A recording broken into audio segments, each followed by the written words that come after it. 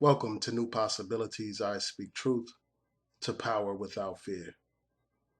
Today I was on Facebook and I came across an article about the Democratic Party and Black Lives Matter. In that article, it talks about how a hacker was able to obtain a copy of a Democratic memo dealing with Black Lives Matter. Now that memo is public. It was a confidential memo that has been exposed for everyone to read. And this memo just exposes how the Democratic Party doesn't really care about Black people and our interests. It exposes how they operate. In this memo, the key point that's mentioned is that it encourages politicians not to offer to support the concrete positions of Black Lives Matter. So what we're talking about is politicians being urged not to accept or to embrace the policy positions of Black Lives Matter.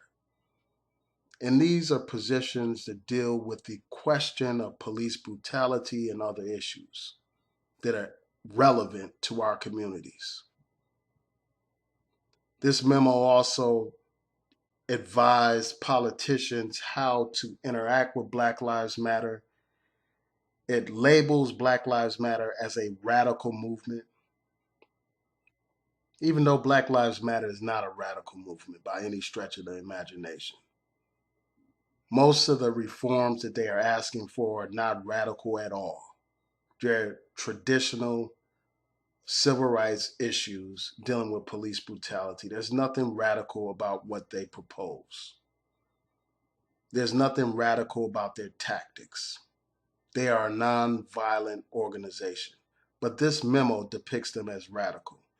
It also advises politicians how to speak with Black Lives Matter.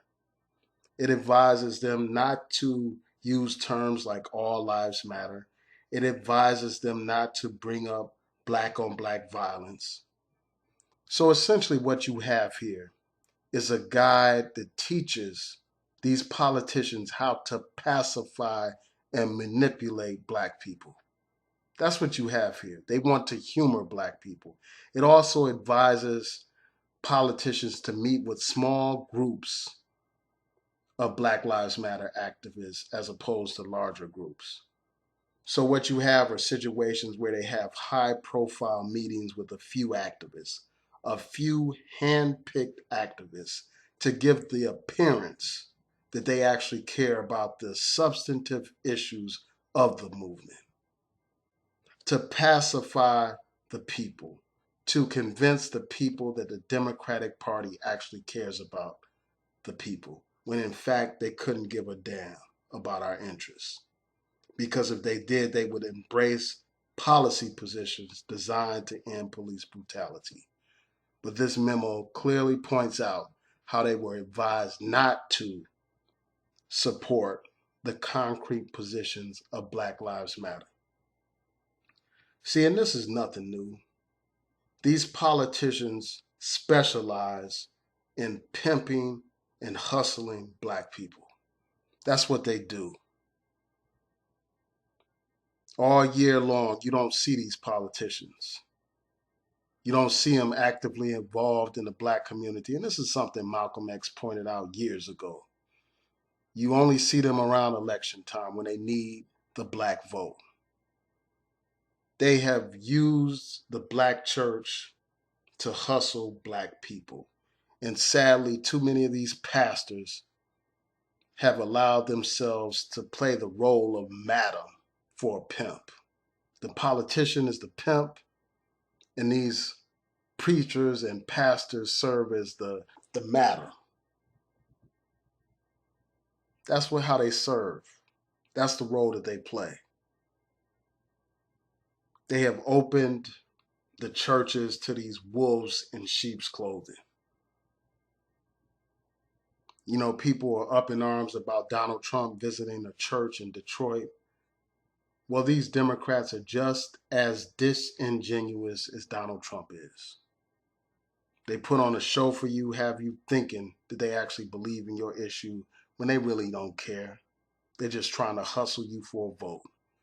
Just like they paraded out the so-called mothers of the movement in order to convince you that they actually care about police brutality and racism, when in fact all they were doing was exploiting those women's pain and suffering so that they could hustle votes out of the black community. They show you their contempt for our issues. I mean, they show you this clear and obviously as the sun rising above the horizon. I mean, if you look at how Hillary Clinton interacted with members of Black Lives Matter, how disrespectful, how condescending, how rude she was, and how patronizing she was. If you saw her two interactions with Black Lives Matter protesters, you know exactly what I'm talking about. When that sister confronted her about the terminology super predators, we saw how Hillary Clinton responded. When those other group of Black Lives Matter interacted with her, instead of embracing or presenting any kind of concrete policies at that time to address police brutality, this woman talked down to those activists. She felt that it was necessary to give them a lesson in civics. This is the kind of political situation we have in this country. The Democratic Party takes the black vote for granted because we blindly and freely and unconditionally surrender our vote to a party that exploits us.